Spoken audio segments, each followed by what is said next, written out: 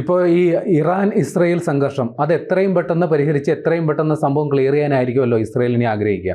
അതിനുവേണ്ടി എന്ത് തയ്യാറെടുപ്പ് ഇപ്പോൾ അവർ നടത്തിക്കൊണ്ടിരിക്കുന്നത്? ഇസ്രയേൽ തയ്യാറെടുപ്പ് എന്ന് പറഞ്ഞു കഴിഞ്ഞാൽ ഏത് രീതിയിൽ അത് തീർക്കണം എന്നതാണ് ഇപ്പോൾ ഇസ്രയേൽ ആലോചിച്ചുകൊണ്ടിരിക്കുന്നത്. അടിച്ചു തീർക്കണോ അതോ സംസാരിച്ച് തീർക്കണോ എന്നുള്ള ആദ്യം പറഞ്ഞതിനായിരിക്കും സാധ്യത. അത് തന്നെയാണ് ഇസ്രായേൽ. അതുകൊണ്ട് തന്നെ ഇസ്രായേൽ ഇപ്പോൾ പുതിയ വജ്രായുധം US നിർമ്മിത മാസീവ് ഓർഡിനൻസ് പെനട്രേറ്റർ MOP വാങ്ങാൻ തയ്യാറെടുക്കുക. MOP എന്ന് പറഞ്ഞു കഴിഞ്ഞാൽ അത് ഏകദേശം 200 അടി ഉയരമുള്ള പാറ വരെ തുളച്ച് താഴെ എന്തുണ്ടോ അത് നശിപ്പിക്കാൻ കഴിവുള്ള 14,000 കിലോ ഭാരമുള്ള ഒരു ഉപകരണമാണത്. അതായത് ഉറപ്പിക്കാം, അതായത് ഇറാന്റെ ആണവ റിയാക്ടറുകൾ സൂക്ഷിച്ചിരിക്കുന്ന ഭൂഗർഭ അറകൾ ഇസ്രായേൽ ലക്ഷ്യമിടുന്നു.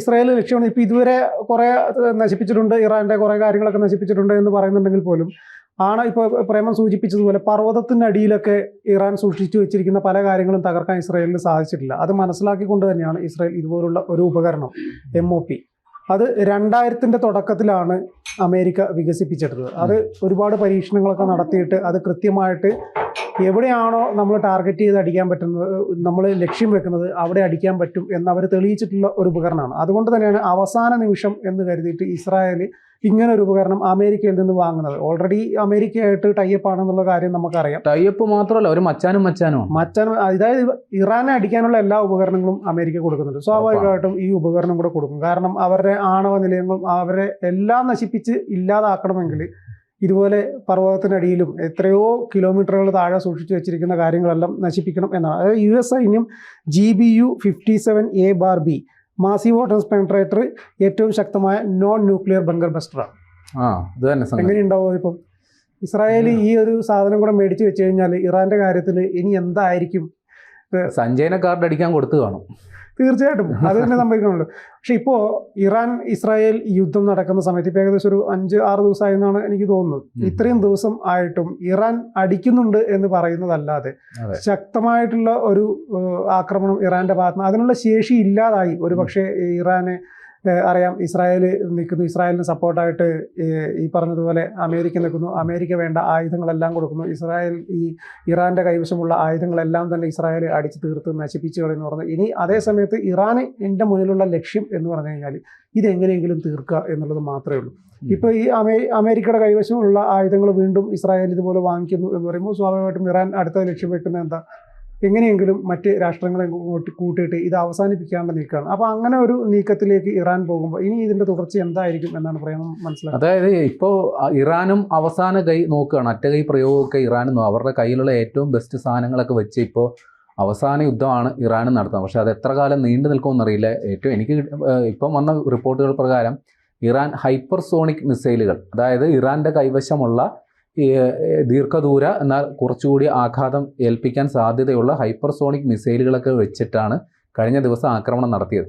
പക്ഷേ അതിൻ്റെ റിസൾട്ട് എത്രത്തോളമാണ് എന്നുള്ളതിനെക്കുറിച്ച് നമുക്കിപ്പോൾ റിപ്പോർട്ടില്ല. കാര്യം ഇസ്രയേലിനെ സംബന്ധിച്ച് ഒരുവിധപ്പെട്ട മിസൈൽ ആക്രമണങ്ങളൊക്കെ ചെറുക്കാൻ പറ്റുന്ന നല്ല അത്യന്താധുനിക വ്യോമ പ്രതിരോധ സംവിധാനം അയൺ ഡോം എന്ന് പറയുന്ന സംവിധാനം അവർക്കുണ്ട്. നമ്മൾ ഈ ഫലസ്തീനുമായിട്ടുള്ള സംഘർഷത്തിൻ്റെ സമയത്തൊക്കെ ഈ അയൺ ഡോമിൻ്റെ പ്രവർത്തനം നമ്മൾ കണ്ടാണ്. ഒരു പരിധിവരെ ഇസ്രയേലിനെ അയൺ ഡോം ഒരു പരിധിവരെ സംരക്ഷിച്ച് നിർത്തും എന്നുള്ളത് വ്യക്തമാണ്. അതിൻ്റെ ആ അയൺ ഡോമും മറികടന്ന റോക്കറ്റുകളും മിസൈലുകളും ഒക്കെ വന്ന് പതിച്ചിട്ടുണ്ട്. പക്ഷേ ഒരു പരിധിവരെ അയൺ ഡോം ആ പറയുന്ന മിസൈലുകളെയൊക്കെ ചെറുക്കാൻ പര്യാപ്തമാണ്. എന്നാലും ഏറ്റവും വലിയ പ്രശ്നമെന്ന് പറയുന്നത് ഈ യുദ്ധം ഏതാണ്ട് ഇപ്പോൾ 6ാമത്തെ ദിവസമോ മറ്റോ ആയി. ഈ 2 പക്ഷത്തും സിവിലിയന്മാർ നിരവധിയായിട്ട് കൊല്ലപ്പെടുന്നുണ്ട്. കാര്യം 2 പക്ഷവും ഇപ്പോൾ ഇസ്രയേൽ ഇറാൻ്റെ സൈനിക താവളങ്ങളും ഈ പറയുന്ന എണ്ണപ്പാടങ്ങളും അല്ലെങ്കിൽ ഈ ആണവ ബോംബ് നിർമ്മിക്കുന്ന എന്ന് കരുതുന്ന അത്തരം സ്ഥലങ്ങളും ഒക്കെയാണ് ആക്രമിക്കുന്നു എന്ന് പറയുന്നെങ്കിലും അവിടെയും ആൾനാശം സംഭവിച്ചിട്ടുണ്ട്. ഏതാണ്ട് 300-നടുത്ത ആളുകൾ ഇതിനോടകം ഇറാനിൽ മരിച്ചിട്ടുണ്ടാകും. ഇപ്പോൾ പറയുന്ന തെഹ്റാൻ എന്ന് പറയുന്ന അവരുടെ തലസ്ഥാന നഗരി ഏറെക്കുറെ വിജനമാണ്. അവിടെ ഒരുവിധപ്പെട്ടവരൊക്കെ ആ പറയുന്ന സ്ഥലങ്ങൾ വിട്ടുപോയി. ലോകരാജ്യങ്ങൾ തന്നെ അവിടെ എംബസിയിലുള്ള ഉദ്യോഗസ്ഥന്മാരോടൊക്കെ താമസിക്കാൻ വേണ്ടി നമ്മൾ ഇന്നലെ സംസാരിച്ചതുപോലെ തന്നെ അമേരിക്ക ആണെങ്കിലും റഷ്യ ആണെങ്കിലും ഇന്ത്യ ഉൾപ്പെടെ ടെഹ്റാനിലുള്ള എംബസി ഉദ്യോഗസ്ഥന്മാരോട് അവിടെ നിന്ന് മാറി താമസിക്കണം, നിങ്ങളുടെ സുരക്ഷയെ കരുതിയാണ് ഞങ്ങളിത് പറയുന്നത്. അതായത് രാഷ്ട്രങ്ങൾ പറഞ്ഞു തുടങ്ങി. സ്വാഭാവികമായിട്ടും പ്രേമൻ സൂചിപ്പിച്ചതുപോലെ തന്നെ അവിടെ വിജനമായി മാറിയിരിക്കുകയാണ്. ഇപ്പോൾ ഇസ്രായേലിനെ സംബന്ധിച്ചിടത്തോളം ഇറാനെ സാമ്പത്തികമായിട്ട് ഒന്നും അല്ലാതാക്കി തീർക്കുക എന്നൊരു ലക്ഷ്യം കൂടി അതിനകത്തുണ്ട്. സ്വാഭാവികമായിട്ട് ഇപ്പം നമുക്ക് നമുക്കൊരു സാമ്പത്തിക ഞെരുക്കം വന്നു കഴിഞ്ഞാൽ നമ്മൾ എത്രത്തോളം ചുരുങ്ങിപ്പോകും, നമ്മൾ മറ്റ് പ്രവർത്തനങ്ങളിൽ നിന്നൊക്കെ മാറിപ്പോകും. ഇപ്പം ഇറാൻ ആ ഒരു ഘട്ടത്തിലേക്ക് എത്തിക്കഴിഞ്ഞു. കാരണം ഇറാൻ്റെ ഈ മറ്റ് സാമ്പത്തിക ശേഷി മുഴുവൻ അടിച്ചു തീർത്തിട്ട് ഒതുക്കി നിർത്തുക എന്നൊരു ലക്ഷ്യത്തിലേക്ക് പോകുന്നു. അമേരിക്ക ശക്തമായിട്ട് ഇസ്രായേലിന് പിന്തുണ കൊടുക്കുന്നു. ജോർജിയ ഒരു ഭാഗത്ത്, സിറിയ ഒരു ഭാഗത്ത്, ഇവരെല്ലാം കൂടെ ചേർന്ന് ഇറാനെ ആക്രമിക്കുന്നു എന്നൊരവസ്ഥയിലേക്ക് വരുമ്പോൾ സ്വാഭാവികമായിട്ടും ഇറാന്റെ മുന്നിലുള്ള ഒരു ലക്ഷ്യം എന്ന് പറഞ്ഞു കഴിഞ്ഞാൽ ഇതെങ്ങനെയെങ്കിലും കോംപ്രമൈസ് ചെയ്ത് തീർക്കാമെന്ന് മാത്രമേ ഉള്ളൂ. അതായത് ഇപ്പോൾ ഈ ഇസ്രയേൽ ഇപ്പോൾ അമേരിക്കയിൽ നിന്ന് ഈ പറയുന്ന ബങ്കർ ബസ്റ്റർ ആയുധം വാങ്ങുന്നുണ്ടല്ലോ, അവരുടെ ഉദ്ദേശം ഈ നതാൻസ് എന്ന് പറയുന്ന ആണവ കേന്ദ്രത്തിൽ ഇസ്രയേൽ ഒരാക്രമണം നടത്തിയിരുന്നു. ഏറെക്കുറെ അതിൻ്റെ ഈ എക്സ്റ്റീരിയർ തകർക്കപ്പെട്ടു. പക്ഷേ ഇൻറ്റീരിയർ എന്താണെന്ന് നമുക്കിപ്പോഴും അറിയില്ല. അതിൻ്റെ ഉപഗ്രഹ ചിത്രങ്ങളൊക്കെ പുറത്തു വന്ന് ഭൂഗർഭ അറയിൽ ആണ് ഈ പറയുന്ന ആണവ ബോംബ് ഉണ്ടെങ്കിലും അല്ലെങ്കിൽ ആണവ ഇന്ധനം ഉണ്ടെങ്കിലും ഇത് ഭൂഗർഭ അറയിലാണ് സാധാരണ സൂക്ഷിക്കുക. അപ്പോൾ അങ്ങോട്ട് കടന്നു ചെല്ലുന്ന രീതിയിലുള്ള ഒരു ആക്രമണം നടത്താൻ ഇവർക്ക് പറ്റിയിട്ടില്ല. ഒന്ന്, പിന്നെ കിട്ടിയ റിപ്പോർട്ടുകൾ പ്രകാരം അവിടുത്തെ ഫ്യൂസലേജ് എന്ന് പറയുന്ന സംഗതി, അതായത് ഈ പറയുന്ന ഇത് ശുദ്ധീകരണത്തിന് ഉപയോഗിക്കുന്ന മെക്കാനിസമാണ്, അത് തകർക്കപ്പെട്ടിട്ടുണ്ട്, അതിന് കേടുപാട് പറ്റിയിട്ടുള്ള റിപ്പോർട്ടുകൾ വന്നിട്ടുണ്ട്. ഫോർഡോ എന്ന് പറയുന്ന സ്ഥലമാണ് ഇപ്പോൾ വാർത്തകളിൽ നിറയുന്നത്. കാരണം ഇവര് ഇസ്രായേലിന്റെ കണക്കുകൂട്ടൽ നതാൻസിലാണ് ഏറ്റവും വലിയ പ്രശ്നമെന്നാണ്. അത് മുഴുവനായിട്ടും തകർക്കാൻ സാധിച്ചിട്ടില്ല. അതെ, ഈ ഫോർഡോയ്ക്ക് കാര്യമായ കേടുപാടുകൾ ഇല്ല എന്നാണ് ഇതുവരെ റിപ്പോർട്ട്. ഒരു പക്ഷേ ഈ പറയുന്ന ആയുധം കൊണ്ടുവരുന്നത് ഫോർഡോയ്ക്ക് വേണ്ടിയിട്ടുള്ള സെറ്റപ്പ് ആകാനാണ് സാധ്യത. അങ്ങനെയാണെങ്കിൽ ഇപ്പോൾ നമ്മൾ പറയുമ്പോൾ ഇസ്രയേൽ ആക്രമിക്കുന്നു, ഓക്കെ, ആക്രമിക്കുന്നതിൻ്റെ അനന്തരഫലം എന്നുള്ളതാണ് പ്രശ്നം.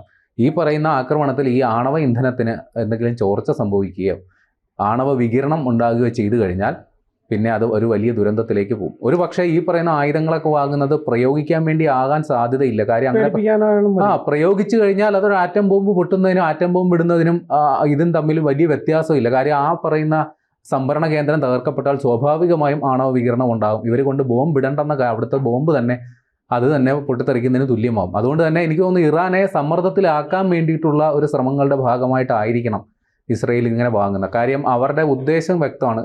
അല്ലെങ്കിൽ നേരത്തെ തന്നെ അവർക്ക് അവരുടെ ഇറാന്റെ പരമോന്നത നേതാവ് ആയത്തുള്ള അലി ഖമനിയെ വധിക്കാമായിരുന്നു. അവർക്ക് അതിനുള്ള എല്ലാ സൗകര്യവും. പക്ഷെ അയാൾ അവിടെ വെറുതെ വെച്ചേക്കുകയാണ്. എന്തുകൊണ്ട്? അതിനൊരു കൃത്യമായ കാരണമുണ്ട്. ഒരു നേതാവ് ജീവിച്ചിരിക്കുന്നതിനേക്കാളേ പ്രശ്നമാണ് അയാൾ രക്തസാക്ഷിയായി കഴിഞ്ഞാൽ.